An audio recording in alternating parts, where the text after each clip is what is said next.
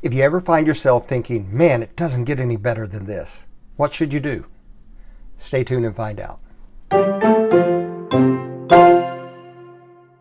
There are times in our life, though they may be few and far between, when we catch ourselves thinking, man, it doesn't get any better than this. Maybe it's when you're on vacation enjoying the food and the scenery and the relaxation.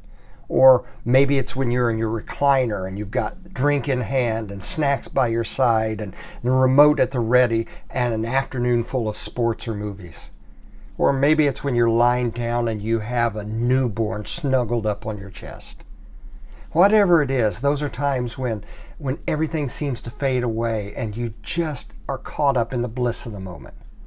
Well, 2 Chronicles chapters 8 through 9 is a time when Israel could say, man, it doesn't get any better than this. It's a time when prosperity and wealth was plentiful for the nation of Israel. Their king, King Solomon, was the wisest and wealthiest man on the planet. They were expanding and conquering at a rate like never before. And their wealth was so great that silver was as plentiful as stones.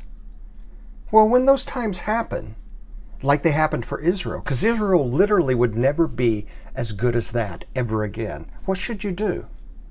Well, one, you should recognize that that time is a gift of God. It's a tangible, visible gift of grace from God.